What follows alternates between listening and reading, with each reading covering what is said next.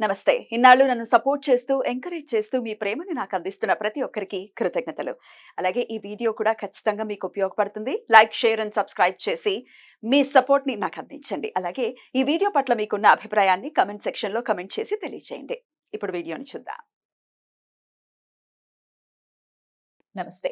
ఇప్పుడు మీరు చూడబోతున్న వీడియో ఖచ్చితంగా మీకు ఉపయోగపడుతుంది, నచ్చుతుంది కూడా. మరి మీకు నచ్చిన విషయం నాకు తెలియాలి అంటే ఈ వీడియోని మీరు లైక్ చేయాలి, షేర్ చేయాలి, అలాగే మన ఛానల్‌ని సబ్స్క్రైబ్ చేయాలి. మీ సపోర్ట్‌ని నాకు అందిస్తారు కదూ! ఓకే. ఇప్పుడు వీడియోని స్టార్ట్ చేద్దాం. వీడియోని కంటిన్యూ చేయడం కంటే ముందు ఒక విషయం మీతో పంచుకోవాలి అని అనుకుంటున్నాను. అదేంటి అంటే చాలా మంది నన్ను అడిగేవారు, ఏంటి పద్మిని గారు జెమ్ స్టోన్స్ ఇన్ని పెట్టుకున్నారు, ఏంటి వాటి విశేషం అని చెప్పి అడిగేవారు. కొంతమంది ఏమో కొంత కామెడీ కూడా చేసేవారు. ఇంకా 2-3 వేళ్ళు మాత్రమే మిగిలిన్నాయి, వాటికి కూడా పెట్టుకోకపోయేవారా అని నేను నవ్వి ఊరుకునేదాన్ని. ఎందుకంటే జెమ్ స్టోన్స్తో ఆషామాషి విషయం కాదు, చాలా చాలా మ్యాజిక్ చేస్తూ ఉంటాయి. అది నమ్మి గనక మనం ధరిస్తే అవి చేసేటటువంటి అద్భుతాలు అన్నీ ఇన్ని కావు. అందుకే వీటిని జాతి రత్నాలు అని అన్నారు. వీటి గురించి నేను కాదు, సరైన పర్సన్ చాలా విపులంగా మీకు ఇన్ఫర్మేషన్ ఇవ్వడానికి జెమ్ స్టోన్స్ కి సంబంధించి మరికొద్ది రోజుల్లో మన ఛానల్ కి రాబోతున్నారు. ఆయనే ప్రముఖ న్యూమరాలజిస్ట్ అండ్ జమాలజిస్ట్ 6 JVR అధినేత లక్ష్మీ గణపతిరావు జమలాపురం గారు మరికొద్ది రోజుల్లో మన ముందుకు రాబోతున్నారు. చాలా వాల్యుబుల్ ఇన్ఫర్మేషన్ మనకు అందించడానికి. మరి ఆ వీడియోస్ కోసం వెయిట్ చేయండి, అస్సలు మిస్ అవ్వకండి. నమస్తే, వెల్కమ్ టు అవర్ ఛానల్. నేను పద్మిని. ప్రస్తుతం మనతో పాటు ప్రముఖ ఆధ్యాత్మికవేత్త, వేదిక్ ఆస్ట్రాలజర్ సాయి శర్మ దత్తానంద గారు మనతో పాటు ఉన్నారు. మాట్లాడతారు. నమస్కారం అండి. అమ్మా నమస్తే అమ్మా. హోరాల గురించి చెప్తూ ఉన్నారండి, చాలా వివరంగా చెప్తూ ఉన్నారు. ఏమేం చేయొచ్చు, హోరా సమయం ప్రతిరోజు మనకి ఉంటుంది. బుధవారం, ఇప్పుడు బుధవారం బుధహోర గురించి మాట్లాడుకుంటున్నాం కాబట్టి బుధహోర ఉంటుంది. అయితే బుధుడు మనకు తెలిసిందే, బుద్ధికి కారకుడు. కరెక్ట్ అయిన నిర్ణయం తీసుకున్నామంటే ఆయన చాలా చక్కగా మనతో సహకరిస్తున్నాడు, మనకు సహకరిస్తున్నాడు అని అనుకోవచ్చు. ఏదైనా బుద్ధితోనే రిలేట్ అయి ఉంటుంది కదా. ఒకరిని తిట్టాలన్నా, ఒకటి చేత పొగిడించుకోవాలన్నా, లేకపోతే కీర్తి ఏదైనా బుద్ధి మీదే ఆధారపడి ఉంటుంది. రైట్. వాక్ కూడా ఆయనదే, బుధుడిదే. కాబట్టి ఈ బుధ హోరని ఎలా వినియోగించుకోవచ్చు అండి? ప్రతి బుధవారం కూడా ఏం చేయాల్సి ఉంటుంది, ఏం చేయకూడదు? శ్రీమాత్రే నమః, శ్రీ గురుభ్యో నమః. అందరికీ నమస్కారం. చాలా మంచి ప్రశ్న అమ్మా. ఎందుకంటే ఇది బుధుడికి సంబంధించింది. బుధారిష్టేతు సంప్రాప్తే బుధ పూజాంచకారయే బుధ ధ్యానం ప్రవక్ష్యామి బుద్ధి పీడోపశాంతయే. చాలా మంది నాకు అంత మేధస్సు ఉందండి, నేను ఏదైనా జరిగిపోతాయండి అనుకుంటారు. అంటే బుధుడు బుద్ధి కారకుడు ఎలానో అదే విధంగా ఆయన కొన్ని సంబంధించిన కారకుడు కూడా వస్తుందన్నమాట. అంటే బుధుడు విష్ణుమూర్తి వాక్కు కారకుడు. మనం ఏదైనా స్పష్టంగా మాట్లాడాలన్నా, అది స్పష్టంగా మాట్లాడింది జనాలకు అర్థం అవ్వాలన్నా, అదే విధంగా మనం చేసే దానిలో వృత్తిపరంగా, వ్యాపార పరంగా, ఉద్యోగ పరంగా అన్నిటికీ కూడా బుధుడే కారకుడు. ఇప్పుడు ఒక బిజినెస్ చేసేటప్పుడు సరైన మార్గంలో వ్యాపారం చేసుకుంటే ఉన్నత స్థితికి వెళ్తాం. అదే విధంగా అసహనంతో గనక వ్యాపారం చేస్తే, అంటే బుద్ధి కారకుడు కాబట్టి మనం వ్యాపారం చేసేటప్పుడు ఎవరన్నా వచ్చారనుకోండి, మనం విసుక్కోవడమో, అనవసరంగా వాళ్ళతో వాదన పెట్టుకోవడమో చేసుకుంటే వాళ్ళతో పాటు వాళ్ళు తీసుకునేది కాకుండా పక్కవాడిని కూడా చెడగొడతారు. ఎందుకంటే వ్యాపారానికి మెయిన్గా బుధుడే కారకుడు. కాబట్టి మెయిన్గా మన బుద్ధి కంట్రోల్లో ఉందా లేదా అనేది చాలా ఇంపార్టెంట్ అమ్మా. అదేవిధంగా బుధుడికి సంబంధించింది విష్ణుమూర్తి. మనకి రుణానికి అదేవిధంగా నరసింహస్వామి ఉపాసన చేస్తుంటారు. జాతకంలో శని దోషాలన్న, శని ప్రభావాలన్న నరసింహస్వామి ఉపాసన చేస్తారనమాట. అదేవిధంగా శత్రుపీడ ఉన్న నరసింహస్వామి ఉపాసన చేస్తారు. అంటే జాతకంలో బుధుడు వల్ల శత్రుత్వం కూడా వచ్చే అవకాశం ఉంది. బుధుడు అంతే కదమ్మా, ఒక వ్యక్తిని కోపంగా మాట్లాడేసాం, తిట్టేసిన తర్వాత ఇంటికి వెళ్ళి అయ్యో అని ఆలోచించి గంట సేపు ఏడిచినా ఉపయోగం లేదు, ఎందుకంటే వాడు శత్రువు అయిపోతాడు. కాబట్టి ముందుగా జాతకంలో మనకి ఎలా ఉంది, అయితే జాతకాన్ని బట్టి మన ప్రభావం ఉంటుంది. మనకి పితృదోషం ఉంటే నారాయణ బలి చేయమన్నారు. మాతృదోషాలు, పితృదోషాలు ఉంటే అమ్మ నారాయణ బలి చేయమన్నారు. అంటే నారాయణుడికి సంబంధించింది విష్ణు భగవానుడు కాబట్టి జాతకంలో ఇప్పుడు మనం ఈ విధంగా చూసుకుంటే బుధహోరా సమయం బుధవారం కనుక సద్వినియోగం చేసుకోవచ్చు. ఎప్పుడు ఉంటుందండి బుధవారం? ప్రతి బుధవారం కూడా ఉదయం 6 నుంచి 7 వరకు, లేదంటే ఒక 10 నిమిషాలు అటు ఇటు ఉంటుంది అనమాట. ఒకసారి చూసుకుంటే సరిపోతుంది. అయితే బుధహోరా సమయంలో కొన్ని విశేషమైన ఫలితాలు ఉంటాయి. వ్యాపారం చేయాలన్నా, వ్యాపారంలో శత్రుత్వం ఉన్నా, వ్యాపార సంబంధించిన రుణం ఎక్కువ అవుతున్నా, ఉద్యోగ సమస్యలు తొలగిపోవాలన్నా, ఉద్యోగంలో మనకి ఎవరన్నా పోటీ వస్తున్నా, లేదంటే ఉద్యోగానికి సంబంధించిన మెయిన్ ఏదైనా సరే బుధుడే కారణం కాబట్టి మన ప్రాబ్లం ఏదో దానికి తగ్గట్టుగా సొల్యూషన్ ఆ నారాయణ స్వామి, విష్ణుమూర్తి, అదేవిధంగా బుధుడు ఖచ్చితంగా మనకు ప్రసాదిస్తాడు. ఎందుకయ్యా అంటే ఆ రెమెడీస్ చేసుకోవడం వల్ల. రైట్. అయితే మరి బుధుడికి అధిదేవత విష్ణుమూర్తి. సో విష్ణు సహస్రనామం చదువుకోవటం అవ్వచ్చు. అంటే పిల్లల్లో కూడా చూస్తూ ఉంటామండి మనం.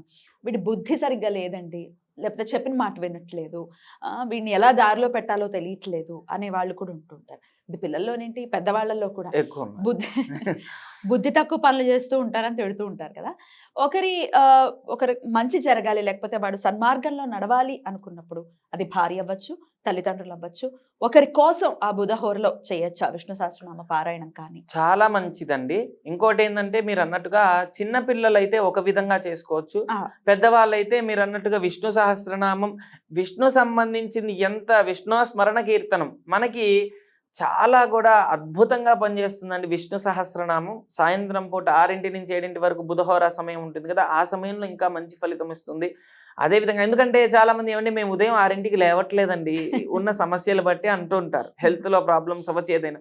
6 నుంచి 7 వరకు సాయంత్రం కూడా వస్తుంది కాబట్టి పెద్దలైతే ఆ సమయంలో ఆరాధన చేయొచ్చు. మరి పిల్లలు ఏంటండి అంటే గణపతి ఆరాధన చేస్తే మంచిది.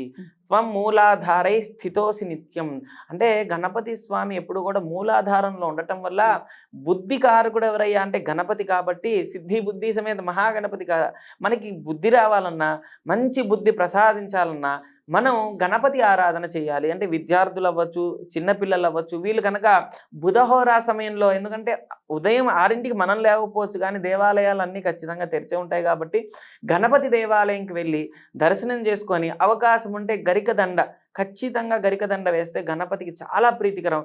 చదువులు కానీ చదువు సంబంధించింది, నేను చదువుకున్న చదువుకి జాబ్ రావాలనే ఆలోచన ఉన్నా, చదువుకు తగ్గట్టుగా అన్నిట్లో కూడా వ్యవహారం ఉండాలంటే మెయిన్గా గణపతి ఆరాధన చేయాలి. అంటే గరికదండ తీసుకెళ్ళి గణపతి స్వామికి సమర్పించి 108 సార్లు ప్రదక్షిణం చేయడం. అంటే చిన్న గుడి అయితే 108 సార్లు చేయొచ్చు, లేదు పెద్ద గుడి అంటే 27 సార్లు, ఏదైనా 9 సంఖ్య వచ్చేటట్టుగా ప్రదక్షిణాలు చేస్తే అద్భుతంగా ఫలితం ఉంటుంది. అన్నిట్లో కూడా విజయం సాధించచ్చు అనమాట. విద్యార్థులు, భార్యాభర్తల మధ్య సఖ్యత లేదనుకోండి, గొడవలు అవుతూ ఉన్నాయి. అంటే జాతకంలో బుధుడు శుక్రుడు బాలేకపోతే భార్యాభర్తల మధ్య గొడవలు అవుతూ ఉంటాయి. బాలేకపోవడం అంటే ఏంటండి? సఖ్యత లేకపోవడం, అండర్స్టాండింగ్ లేకపోవడం. బుధుడు శుక్రుడు బాలేడు అని అంటే అంటే మన జాతక చక్రంలో కొన్ని స్థానాల్లో కొన్ని గ్రహాలు, అంటే బుధుడు శుక్రుడు సరైన స్థితి, ఉచ్చ స్థితి, నీచ స్థితి అని ఉంటుందమ్మా. నీచ స్థితిలో ఉండడం వల్ల ఏం కలుగుతుందంటే, గుర్తుంచుకోండి, చిన్న ఎగ్జాంపుల్, చదువు బాగా ఉంటుంది, అది గురువు బాగున్నట్టు, చదువుకున్న తగ్గట్టుగా జాబ్ ఉండదు. ఇప్పుడు బాగా మంచిగా ఎంబీబీఎస్ చదివేసి ఆర్ఎంపీ డాక్టర్ లాగా చేస్తున్నట్టుగా, అంటే చిన్న క్లినిక్ పెట్టుకొని చేస్తాం, ఎంత బాధ కలుగుతుంది. చదువుకుందేం చదువు ఎక్కువ, చేస్తున్న వృత్తి తక్కువ. ఇప్పుడు ఎందుకు ఇంజనీరింగ్ చేసి కాల్ సెంటర్ అలా వాళ్ళందరికీ ఇది ఉపయోగపడాలనే మనం చెప్పేది. కనుక బాగా చదువుకున్నానండి, దాన్ని తగ్గట్టుగా ఫలితం లేదండి అంటే బుధహోరా సమయంలో గణపతి ఆరాధన చేస్తే మంచిది. అదే విధంగా విష్ణు సంబంధించిన స్తోత్రం, విష్ణు సహస్రనామం, శ్రీరామ రామ రామేతి, ఈ మంత్రాన్ని కానీ ఇలా చేయటం వల్ల అద్భుతంగా పనిచేస్తుంది, ఖచ్చితంగా పనిచేస్తుంది. అన్నిట్లో కూడా ఫలితం బాగుంటుంది అనమాట.